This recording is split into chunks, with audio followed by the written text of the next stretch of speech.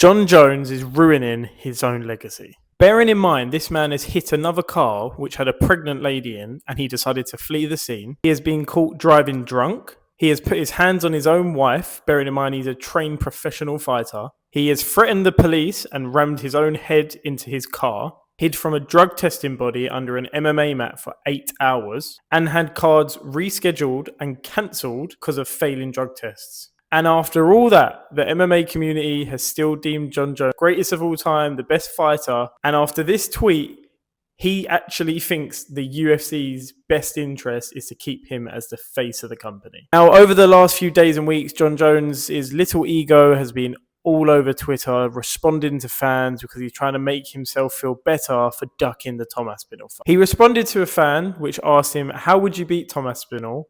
In which he said, by not even giving him the chance. Now, I don't know a single champion that would respond that way, and it actually sounds like you're taking a loss with that response. He then said it's funny how Tom doesn't talk about his own generation, implying that Tom doesn't want to fight them. I don't think John Jones realizes that Tom Aspinall's someone that has never spoken a bad word about anyone, and he still doesn't realize that it's not about John Jones, it's that he wants to belt. And also, why would he talk about his own generation when he's beat half of them? He's beat the number 3 ranked heavyweight in Volkov, the number 4 ranked in Pavlovich, the number 5 ranked in Curtis Blades, number 7 ranked Tybura, and the number 9 ranked Spivak. Why would you talk about your own generation when you're beating all of them? Jones then tweeted that Tom should focus on becoming the greatest heavyweight of all time. Now, that's pretty hard to do if the current champion is refusing to fight you. He's this egotistical that he thinks Tom Aspinall is obsessed with him when he has said from the get-go it's not about John. This is John in his own mind building up for himself because he's got such a big ego himself. He can't allow himself to think that he's ducking Tom. Whereas in reality, he is ducking Tom. Also, how do you become the greatest heavyweight of all time? By getting the belt, which you're not letting him do. He has had to defend the interim belt because you're not fighting him. Like, I don't know what else this man can do to try and become the greatest heavyweight of all time. This is just John Jones doing mental gymnastics in his own head because he's so delusional and can't let his ego get hurt. He has now come out and actually, funny enough, said he's interested in fighting Francis Ngannou when back in 2020, he refused to fight him, waited until Ngannou had left the UFC, then moved up in weight, and now is saying he wants to fight Ngannou when he clearly knows Ngannou is not under contract with the UFC. He's under the PFL, and Dana White will not be trying to get him out of that contract because of, one, how it ended, and two, there's no need for him to do that. The owner of the PFL then came out with a tweet which to me looks a bit desperate. It shows that his own organisation is not really going to plan. I respect it, the fact that he's putting it all on the line with what he said. But let's be honest, it's a little bit desperate. There's no one from his organisation that's doing too well. What I've heard about the company anyway, it's not going to plan over there. So of course he's going to come out, desperately tweet Dana, who's never going to respond. Dana White done a press conference for the first time in a while at the UFC 316 card, which we actually learned quite a lot about. Dana White confirmed that John Jones agreed to fight Tom Aspinall. Now, what does this mean?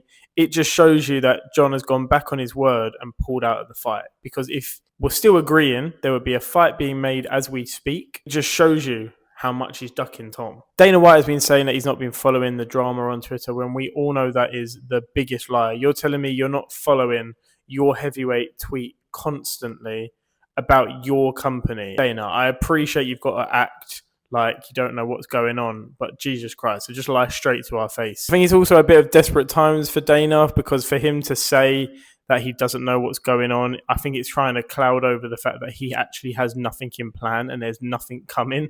And he's probably a bit worried because he's starting to realise where it's going. Next fight for Tom would be Cyril Gane, which, yes, we're excited about. And yes, I would love it because it's Tom fighting for the belt, finally become undisputed.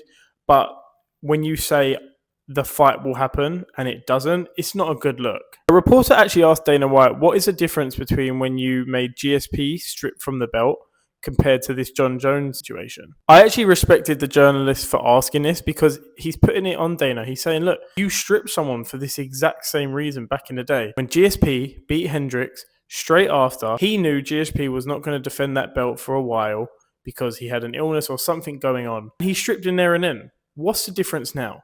Dana came out and said, I'm a bit older now, which to me is not a good sign. In fact, you're blaming age as to why you can't strip someone who's kind of going against everything the company stands for, bad mouthing them, saying someone like me can't be stripped. I vacate. You need to take the power back here. This is not a good look. I've been saying it for a while now. There's a chance where I think maybe Dana should step down because it doesn't seem like he's all in. Like this whole thing, which I'll talk about on another video, with him now promoting the Canelo fight, it shows that he's got one foot out the door. And the way boxing's going, it's absolutely trampling all over the UFC. And I think one of the main reasons behind that is because Dana's just not all in it. You can see by the matchmaking, you can see by Dana's reaction at these press conferences, his patience is wearing thin. There's a few things that he said he didn't know what Jones has said, which I find hard to believe. But let's just say, yeah, that is the case. Dana of old would not have said that. Dana of old would know what is going on at every single moment. We're still no closer to Tom Aspinall becoming undisputed or at least fighting for that belt. Give him the opportunity. There's been rumors of Cyril Gane, but I don't think it's true. I think while there's TV rights still, which unfortunately nobody asked Dana White about, while that's still going on, it's all up in the air. And at the end of the day, I don't like him. I don't think he's a good person. But John Jones is having the last laugh right now. He's trolling everyone online, and the UFC is doing absolutely nothing about it. They're letting this man that has done all the things that I said at the start of the video take the mick out of the company that has built him up from the ground up, stood by him, gave him opportunities that many people would never have gave him after the things that he's done.